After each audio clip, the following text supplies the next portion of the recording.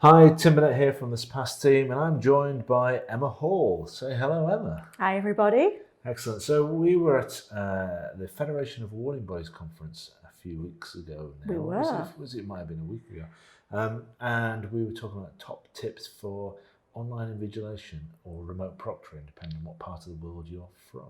Yes, that was a good session that morning. It was very good. It was very early, wasn't it? It was, and there was breakfast served at that session, Tim, and you haven't got me any food here, so I'm a bit disappointed. Oh, yes. Yeah, sorry, I apologise. We're in afternoon territory here, obviously. It should be scones and tea.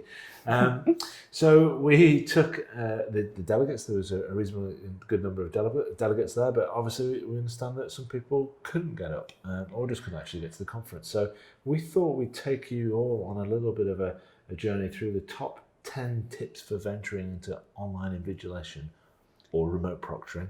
Or remote invigilation, or the multiple variations of that. So let's start really. So I think the first ones for me really is start with the right test. So I think our recommendation has always been pick a particular test which isn't necessarily a high stakes big exam. Don't go straight for your 6 hour long critical, massive, huge, high stakes, really important business breaker examination. Let's start looking at a slightly lower stakes examination, one with a simpler approach to the exams itself, certainly in terms of the time span as well. But yeah, it's just picking the right one just to start dabbling with this. Maybe something with smaller numbers, a little bit lower stakes. Just to kind of dip a toe in. And particularly people who might be a little bit more friendly to the idea of innovation, I suppose, as well. So I know we had a big conference very recently. We had one of the delegates talking about MOT testing, and they suddenly found that by rolling out a big digital testing program, that candidates who are in majority of over the 50s didn't even know what a mouse was. So you've got to be careful as to who you pick, because there is a degree of technological setup that is on the part of the candidate, really, isn't there? So, yeah, and that can be intimidating for the candidate when they've not done it before. So just start thinking about them and choosing your right audience, I think. Excellent. So that's my top tip, number one, and that's picking the right test. Emma, have you got a tip for us? Yeah, I would say I guess once you've picked your test, the next step is always going to be kind of picking your method of proctoring, if you like. So choosing between live proctoring and more record and review type options. I guess you've got your live is where there's a real-time person there monitoring the session. That's probably better for dealing with incidents then and there.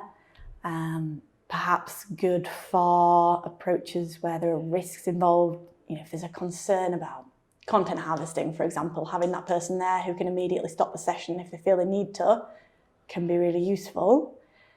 I guess the other side of it is record and review, and that's got its own benefits. Benefits can be more cost effective, especially if you go down a sampling route where you're just looking at a few of the recordings or a certain percentage. There's also kind of a bit of conversation about whether reviewing after the fact can actually be a little bit better for picking up on certain activities. So it can be easier to identify suspicious behaviours when you can rewind or pause or can go back and replay. You can just kind of spot things a little bit easier and interact with that video. So that's kind of one option. You can do both, though, can't you? You could do a live examination and then still look at the recorded footage. If you've got your solution that has that recorded footage, that can be really useful, especially if there's an incident and you want to kind of get into a bit more detail. And I suppose one of the benefits of record and review is it's less resource intensive. You don't need to have people there and then ready and waiting to monitor the examination. There's obviously the start, the verification processes, but it's easier to scale. It is, and it's easier to do 24-hour delivery as well, because you don't need to have as many people on hand, during outside business hours. So like we say, try all these methods. See which ones are working for you, see which ones are working for your qualification, gain the feedback, and pilot is always the approach to go. So my next tip, really, number 3, is don't confuse the candidate with excessive brands. Now, the reason why I mention this is that there are some providers out there who will offer the entire technological package when it comes to the examination process. You've got the awarding body in the first place, or the certification or licensure body. You've then got the technology of the assessment platform in there, and then you may have the additional technology of the remote proctoring or online invigilation software. The candidate doesn't need to really know any about any of those things. And I'm in marketing, and obviously I want people in the awarding sectors to know my brand, but the candidates, the brand connection is with the awarding organisation, and this actually helps a lot with. We're going to come on to kind of email communication, things like that. So, there's no need to give the candidate too many things, because they're going to get confused and they're going to start to question. We're living in a day and age these days where we should be questioning more about the communication that we're getting from organisations.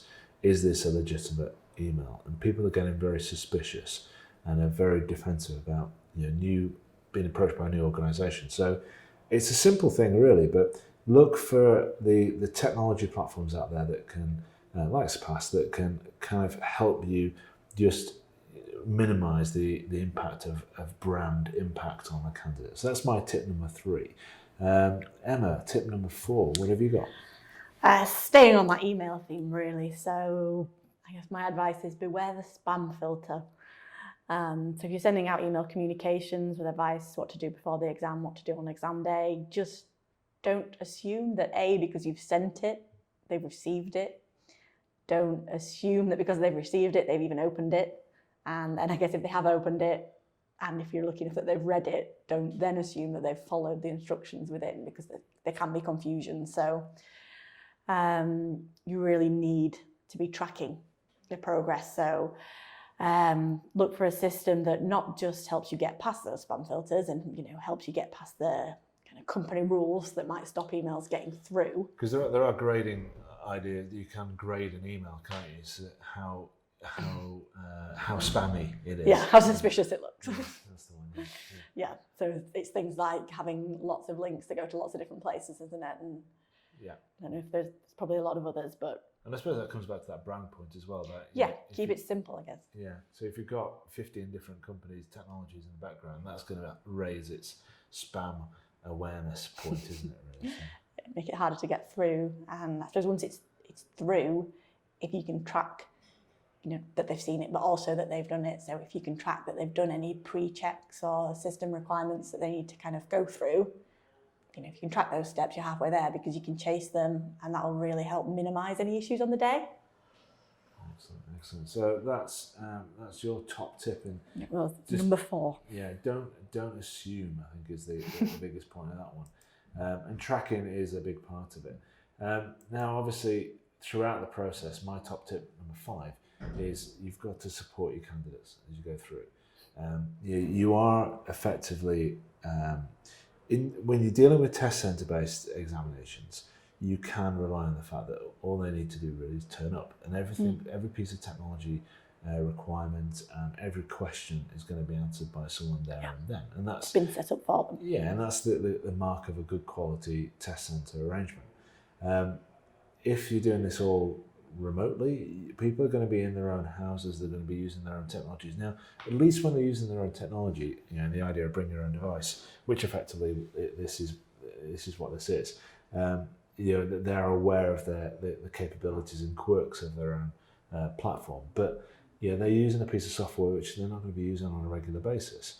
So just be there to handhold your customer, your candidate all the way through the process. So even if it's just chat, arrange support, whether there's live on-screen chat. Yeah, on-screen chat works perfectly for people to ask questions, and it's particularly when you've got screen sharing involved, the chat people can actually see what's going on as well, so that they are able to see support. Yeah. Can be intimidating, I think, can it? You can thinking, if I press the wrong button here, I might potentially fail my exam just because I've clicked the wrong close button or something like that. So just having that support just gives people that comfort that they're making the right decision. Yeah, these are stressful things, and I suppose again this comes right back to point number 1 about picking the right test. You're working with people, you're building up these things slowly so that you're able to. You're not suddenly launching your brand into this new wilderness and going to cause yourself detriment. So. So that's tip number 5, support your candidates. Tip number 6, Emma. So this is around where you've got different suppliers for different parts of your solution. So perhaps you've got an assessment system for delivering the exams, perhaps you've got one for the remote invigilation. Where you've got different suppliers for those, it can be really difficult to get a conclusive answer on who needs to do something if something goes wrong. So my advice would be, wherever possible, try and contract with one organisation who has that overall responsibility for the delivery. And that can just make things a lot simpler. If there is an issue that comes up, it's a lot quicker to get it resolved and you can deal with it and everyone can kind of get on with the test. Excellent. Yeah, it is a very good point that you kind of just, something we're quite proud of what we've done is just to have that one contractual point for Surpass. And even though there are multiple players involved in all this, then it really does reduce it. Because we've had people coming to us, haven't we, from other suppliers who've said, I just couldn't get a straight answer out as to where the things were going wrong.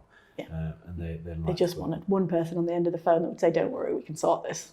Excellent. So that was tip number 6, avoid the blame game. Tip number 7, this is a bit of an interesting one. Obviously this is an audio thing, so it maybe loses impact, but tip number 7 is be prepared for some very questionable appearances. Now this ranges from a number of things, such as the state of the candidate's room and workspace. Even though they know there's webcam involved, they do kind of forget that they're being recorded, and they're very relaxed in their own home environment. So we've had examinations where people have been taking them on their beds, been in their pajamas. Thankfully, I don't think there's been any nudity just yet, but I suppose it's only a question of time. And I think, I know some of our guys, clutter is obviously something. Now, obviously don't get too much tied up in the mess side of things. Yeah, I guess it's the balance between your environment needs to be clear. So, there's nothing there that they shouldn't have, but at the same time, they can't empty their entire house just to do one test. Yeah, so it's knowing what is materials which are connected with the examination and which are purely decor of the room or office. But yeah, just make sure that anyone who's involved in this process is open-minded to some of the sites that they may see. I think open-minded, I think it can be a bit uncomfortable for the proctors or the reviewers. I think we've heard that from them. It feels a bit odd to be watching someone in their bedroom. That's not something that you normally do. Yeah, so just a bit of preparation for them so that they know what they're expecting and they don't feel, surprised. Surprised. Excellent. So that's tip number 7, be prepared for questionable appearances. Tip number 8, Emma. So this is, don't assume that they're cheating. So when they're in their home environment, whether that's at work or in the office, or literally in their home, in their bedroom, as we said, people act a lot differently to how they would in a test centre. They're in a different mindset, I think. And so a lot of their behaviour that might look suspicious might just be a consequence of that environment, of them being more comfortable or of them kind of forgetting that they're being watched.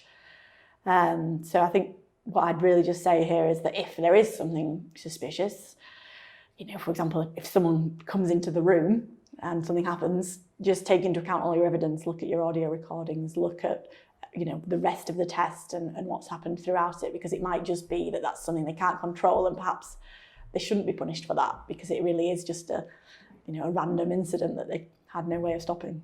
I saw a piece of video footage of a gentleman taking an examination when someone walked in. It was in an office environment. Someone walked into the room. Now, one of the nice parts of the technology that we use is that we have the smartphone camera being used as an additional camera within the room. So candidates who use the smartphone, they're able to scan around the room using the smartphone, and then that's placed to the side of them and they can see across them as they're working. So you've got 3 points of view really. You've got what's being recorded on screen, you've got the webcam on the candidate's device on the laptop, plus you've also got this smartphone camera, which pretty much everyone has a smartphone, so it's not an inaccessible piece of kit. But what was nice about this was that the smartphone camera picked up the cleaner, as it was, coming into the room to take the bin. Now, it was very clear that person came and picked up the bin, emptied it into a basket, paid no attention to the fact that the candidate was waving their arm saying, "I'm in an exam," and left. Weren't to be stopped. And just little things you could do actually. So in addition to obviously using technology like Surpass, so you've got that additional footage that you can use to verify. You can also provide out as part of your marketing materials a little door hook, a bit like in hotels, do not disturb. And that's a nice little piece that you can hang on. People can hang on the door, and it just says "Exam in progress, quiet please," something like that. So little things like that can really aid with the exam process. Yeah, and it's something that doesn't necessarily have to have a big cost impact. That can just be something that you email out as an attachment, and it gets printed off, and maybe blue tacked onto the door. Just little touches make it a bit more streamlined, a little bit easier. Yeah, and they help you at the end of the day as well as the candidates. So that's tip number 8. Don't assume they are cheating. 2 tips left. 2 tips left. Tip number 9, think about toilet breaks. Now, this is something that we get quite a lot. And obviously, the nature of most examinations that are out there are knowledge recall based assessment, where in a test centre environment, candidates will still need to go to the toilet as part of their exam. So obviously they've got the opportunity to put their hand up and go, but you're in more control of that environment. That room can be scanned prior to anyone going in, so there's no cheating materials in there. And the candidates also turned in their phone before they start the exam. But in a home environment, you don't necessarily have that reassurance. So partly it's an opportunity to think about your approach to assessment. So obviously problem-solving based activities lend themselves slightly better, I suppose, than knowledge recall based activities, because it's harder to it's harder to cheat really, and harder to cheat quickly. Yeah, harder to cheat quickly. Yeah, perfect. But there's also some other opportunities within the technology. So within Surpass particularly, you can have sections within the system. So you can have a linear section, so the candidates actually can't go back. So given the first part of the test, let's say 30 minutes, you can have a planned break as part of that. So if they do need to go to the toilet as part of that process, then they can do so. But if they do sneak a peek at the book while they're in there, their learning material, then they come back, they can't go back and change the responses. So little things like that can actually aid you to do more with the existing tests. Just minimise that risk. Yeah. It is, short time is a relatively small risk, but it's always there. And you make a good point there, because choosing remote invigilation or remote proctoring based examinations is about risk mitigation, or a review of risk, and there are different risks, aren't there, compared with test centres. Test centres aren't always 100% guaranteed. There's still nothing is foolproof. There'll always be fine. There'll always be ways. There's trust. People will always look for new ways. Exactly, you're relying on trust there. So tip number 9: think about toilet breaks. So final tip, Emma. Tip 10. Tip 10. Tip 10, I guess, is not really a tip. It's a request. It's a hope. So it's be bold, be brave. So just don't be afraid to try it. We know in the UK that Ofqual are really, they're interested in breaking down the barriers to this, getting people moving towards it. And I'd say it only takes a few organisations to start things moving. It's fine to start with a small number. It's fine to start with a low risk test. But when people see it happening, when they start seeing the case studies, when they start, hearing the stories, they will want to follow. So it only takes a few. So, if you think I might try this, then do it, go for it. Definitely. And if you want advice on people who have been through this process, then I'd recommend looking at the Surpass community materials from the conference this year, and we've got a number of the Surpass community members which are using online invigilated examinations more and more, particularly the ACT, the Association of Corporate Treasurers. That's it, Association of Corporate Treasurers. Sorry, apologies, ACT. I thought I'd better check on that one before I said that one. But Janet Legg gave a fantastic update at the conference this year about how they've been using it and their experiences. And I think the phrase that stands out to me, when these things work, it's bloody amazing. And I remember her saying that at the conference. it's really inspiring that some people are picking up this and doing a lot of work with it. There are other areas that you could always look at. Obviously, the e-assessment associations are a good source of knowledge and power. And Certainly is. Emma and I would both endorse that because we're both on the board. But please do look at that. There is a special interest group for the Assessment Association on online invigilation, remote proctoring. And there are an increasing number of resources and case studies out there from other suppliers who are getting involved in this. So, search them out. Of course, we're always going to say this. Come and speak to us at this past team, and we'll be able to help you take that forward. Absolutely. Just ask, and everyone's happy to help, I think. Yeah. So this past community is a strong place and resource to find out more information about that. I hope you found these top 10 tips. Top 10 tips? Top 10 tips. I hope you found these interesting. I hope you found them useful. There are going to be more and more resources coming up on the surpass.com website, so please do check those out. And if you want to get in touch for more information about authoring, item banking, secure test delivery, summative examinations, formative examinations, personalisation, computer adaptive, all those wonderful things that are going on in assessment these days, then obviously do please get in touch. You can drop us a line at sales@btl.com. Thank you, Emma, for that excellent insight. No, thanks, Tim, and thanks everyone for listening. Yeah, and we'll be speaking to you soon. So thank you very much and goodbye. Right. Bye, everyone.